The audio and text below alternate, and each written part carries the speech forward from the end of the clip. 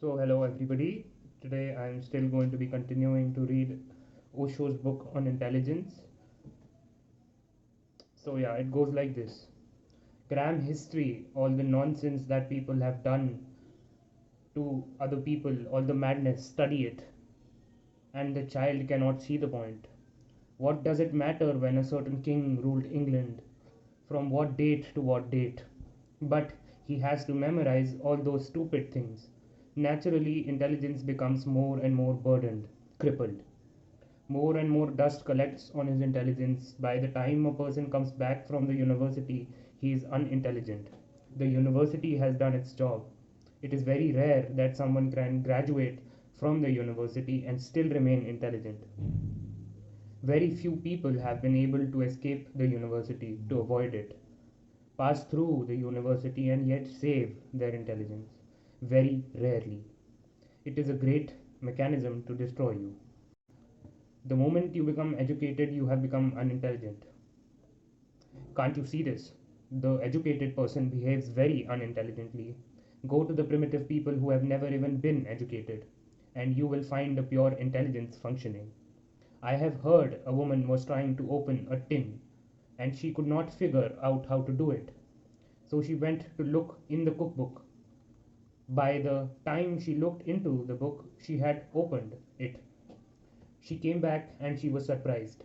She asked the cook, "How did you do it?" He said, "Lady, when you don't know how to read, you have to use your intelligence." Lady, when you don't know how to read, you have to use your intelligence. Yes, it is right. When you don't know how to read, you have to use your intelligence. What else can you do?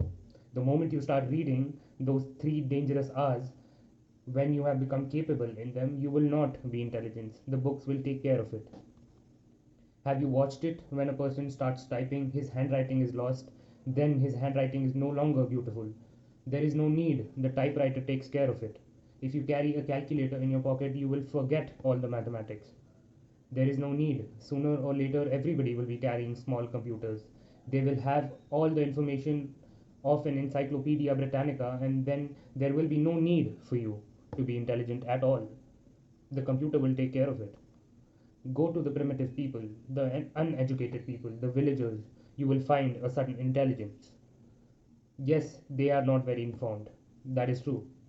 They are not knowledgeable. That is true. But they are tremendously intelligent. Their intelligence is like a flame with no smoke around it. The society has done something wrong with the human being for certain reasons. It wants you to be slaves.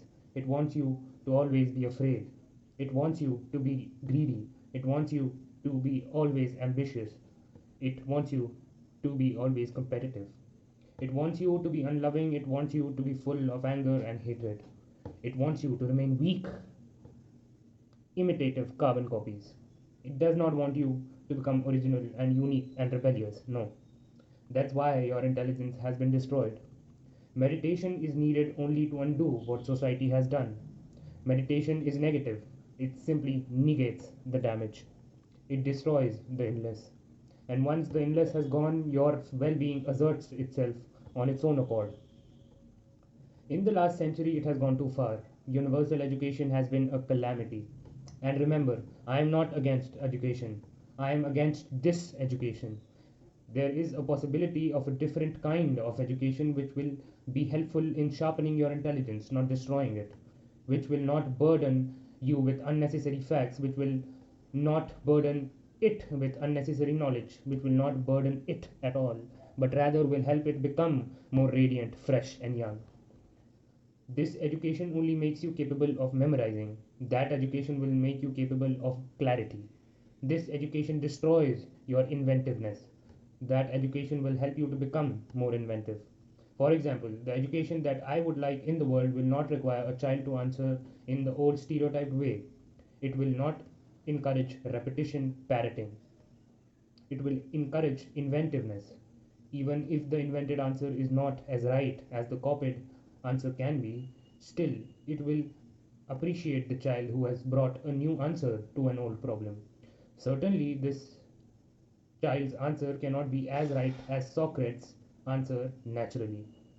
A small child's answers cannot be as exact of Albert Einstein. But to ask the child's answer should be as right as that of Albert Einstein is foolish. If the child is inventive, he or she is moving in the right direction. One day the child will become an Albert Einstein. If he is trying to create something new, naturally he has limitations. But just his effort in trying to create something new should be appreciated, should be praised. Education should not be competitive. People should not be judged against each other. Competitiveness is very violent, it is very destructive. Somebody is not good at mathematics and you call him mediocre, and he may be good at carpentry, but nobody looks at that. Somebody is not as good at literature and you call her stupid, but she will be good at music, at dance. A real education will help people to find their life where they can be fully alive. If a child is born to be a carpenter, then that is the right thing for him to do. There should be nobody to enforce anything else. The world can become such a great intelligent world if a child is allowed to be himself or herself, helped, supported in every way, and nobody interferes. In fact, nobody manipulates the child. If the child wants to become a dancer, then that is good. Dancers are needed. Much dance is needed in the world. If the child wants to be a poet, good. Much poetry is needed. There is never enough. If the child wants to be a carpenter or a fisherman, perfectly good. If the child wants to become a woodcutter, perfectly good. There is no need to become a president or a prime minister. In fact, fewer people will become interested in those targets. It will be a blessing. Right now, everything is topsy turvy. One who wanted to become a carpenter has become a doctor. One who wanted to become a doctor has become a carpenter. Everybody is somebody, everybody is in somebody else's place. Hence, much unintelligence. Everybody is doing somebody else's job. Once you start seeing it, you will understand why people are behaving unintelligently.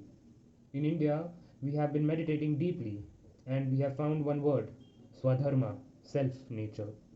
That carries the greatest implication for a future world. Krishna has said, Swadharme Nadhanam Shreya. It is good to die in your own self nature, following your self nature. Par dharmo bhava baha. Somebody else's nature is very dangerous. Don't become an imitator.